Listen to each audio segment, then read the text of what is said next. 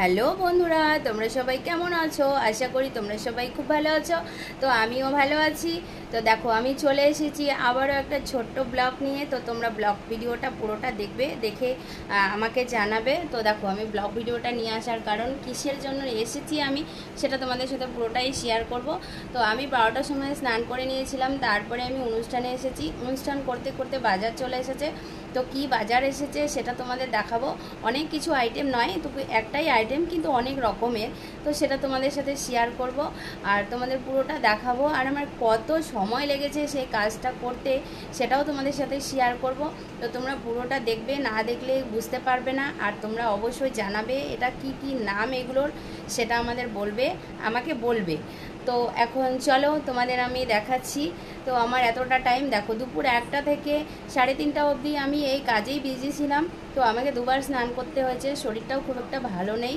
তো এইভাবে কাজ তো করতেই হবে। তো কি কাজ করছি চলো তোমাদের ফুল ভিডিওটা দেখাই। দেখো, আমি একবারে চলে এসেছি বাজার নিয়ে। এটা আমার হচ্ছে ঘরের দোকান, সাংসারিক দোকান, যেটা হচ্ছে সংসারের দোকান।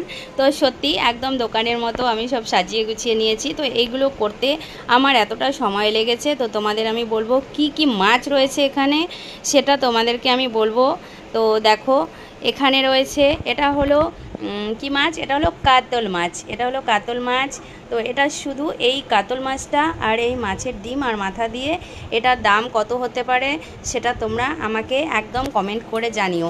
দেখো, এই কাতল মাছটা এই মাথাটা দিয়ে একটা পুরো গোটা মাছ, এটার দাম কত হতে পারে সেটা আমাকে অবশ্যই জানাবে। তো আবার রয়েছে, দেখো এটা হচ্ছে, দেখো এটা হচ্ছে মিক্সচার মাছ। অনেক রকমের মাছ আছে এখানে।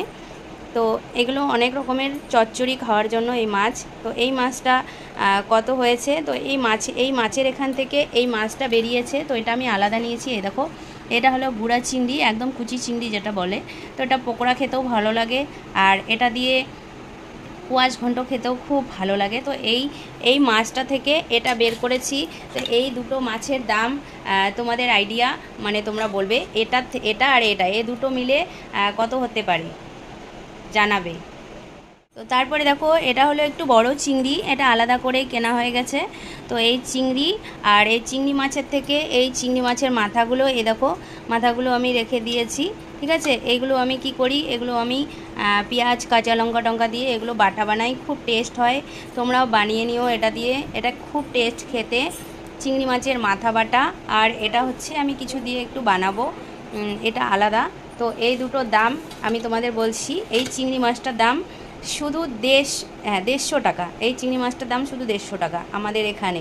আজকে একদমই মাছের দাম খুবই সস্তা পেয়েছি। আর আরেকটা মাছ আছে, এই দেখো এখানে, এগুলো কিন্তু মোটামুটি গামলা আমার। এই দেখো গামলা, এই গামলাতে করে মাছ, তোমরা হয়তো বুঝতে পারছো না। এই দেখো এইখানে যে মাছটা রয়েছে, এই মাছটা হলো, এখানে মাছ আছে তোমার, এটা হলো বাচা মাছ। তো অনেকে অনেক রকম বলে, আমরা এটাকে বাচাই বলি।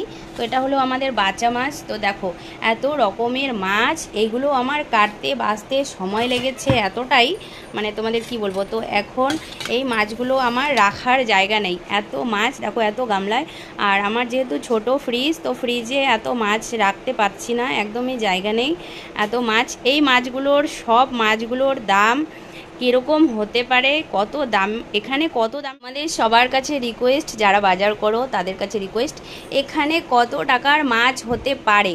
তো তোমাদের আইডিয়াটা তোমরা জানাবে, তারপরে আমি তোমাদেরকে বলে দেব যে এখানে কত টাকার মাছ হতে পারে সেটা আমি বলবো।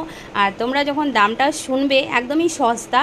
তো যখন তোমরা এই মাছের দামটা যখন শুনতে পারবে, তখন তোমরা অবাক হয়ে যাবে যে এত কম দামে এতগুলো মাছ কোথা থেকে পেলে।